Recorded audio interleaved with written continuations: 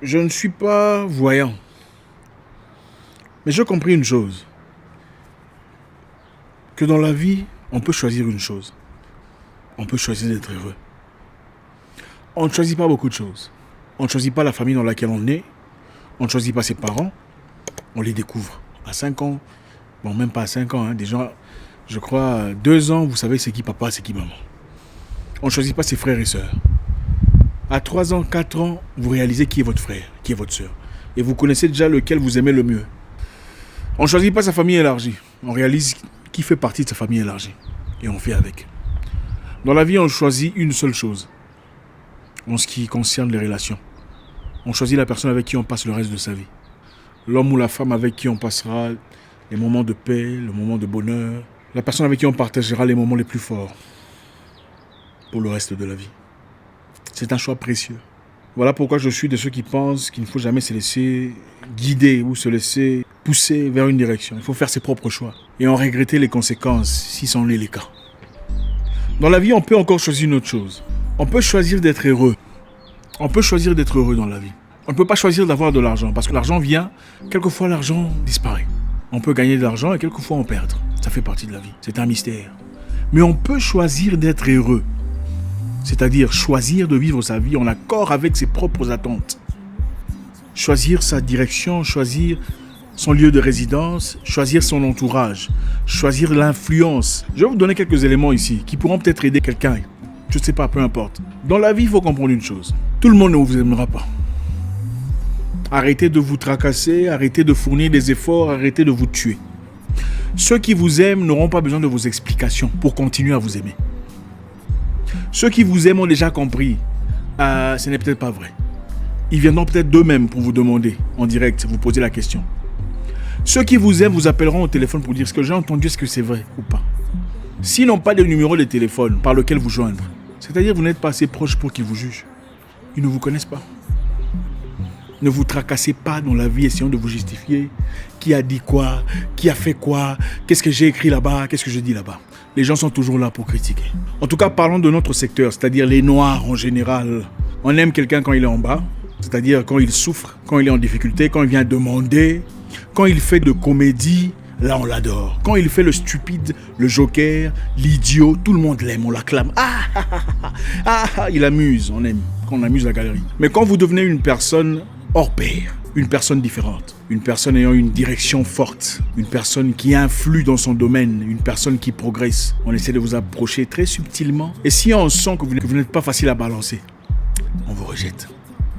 On commence à chercher les points faibles. Où est-ce qu'il a gaffé? D'ailleurs là, je ne pense pas que c'est à lui. D'ailleurs la maison là-bas, je ne pense pas qu'il a commencé cette entreprise tout seul. Je doute que cette histoire l'appartient. Il y a certainement un investisseur. C'est comme ça les Noirs en général. Vous savez, dans la vie, il faut dire la vérité aux gens. Ils seront vexés. Mais on s'en fout. Il faut dire la vérité aux gens, les vérités qui percutent. Parce que c'est le seul langage qu'ils comprennent. Il ne faut jamais avoir peur de dire des vérités qui percutent aux uns. Parce que c'est le seul langage qu'ils comprennent. Quand on parle à un bébé, on ne parle pas avec finesse comme le ferait Socrate. On fait ba ba ba ba ba ba ba ba ba ba parce que c'est le seul langage qu'il comprend. Comprenez une chose, la vie est une guerre. Ceux qui vous aiment sont très peu. Mais beaucoup vous observent dans tout ce que vous faites. On vous critique d'abord. Tu as vu comment elle est devenue? Elle était noire. Franchement, je ne sais pas qu'est-ce qu'elle applique. C'est comme ça qu'ils sont. Mais quand vous tombez, personne ne parle de vous. Au fait, les gens préfèrent l'histoire d'un millionnaire tombé en faillite en parlant des noirs. On aime entendre parler d'un noir. Tu vois le monsieur là, il avait l'argent, mon cher, je te dis pas. Mais aujourd'hui, regarde-le. La vie est bizarre. Les noirs adorent ça. On aime ça. On n'aime pas l'histoire d'un monsieur qui était boulanger, vendeur de manioc dans le coin du quartier, des bananes, qui est devenu millionnaire en dollars. Ça, on n'aime pas. On n'aime pas entendre.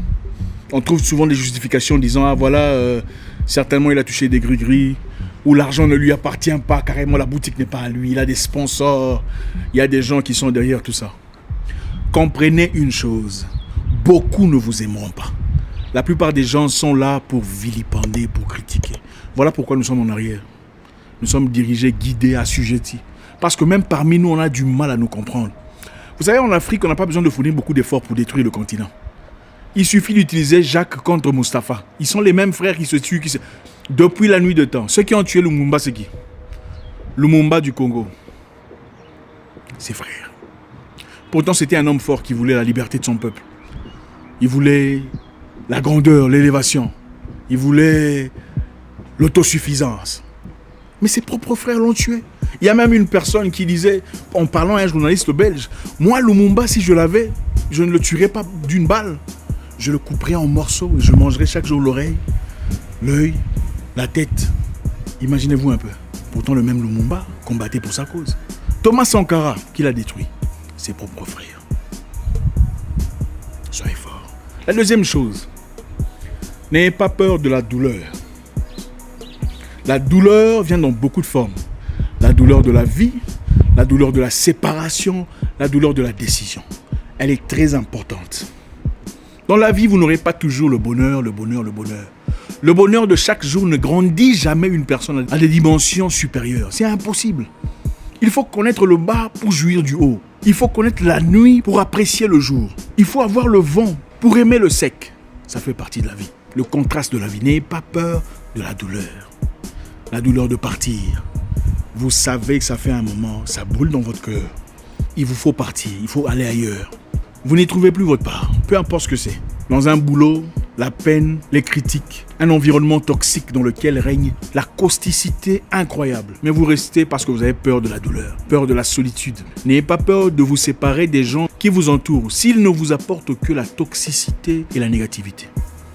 Écoutez, vous êtes né seul. Je m'en fous s'ils sont vos cousins ou vos cousines. S'ils ne vous apportent que la peine, la douleur, les critiques, les insultes, il faut vous en séparer. Vous n'avez qu'une seule vie. Vous êtes né seul, vous mourrez seul. Ils viendront pleurer. Hey, tu es mort. Personne ne va sauter dans le trou là avec toi pour te dire ok, maintenant tu es morte, hein, ma chère. Partons ensemble. Personne ne le fera. Prenez les décisions qui sont bonnes pour vous. N'ayez pas peur de partir. N'ayez pas peur de changer d'environnement, pas peur de changer de boulot. La vie prendra soin d'elle-même.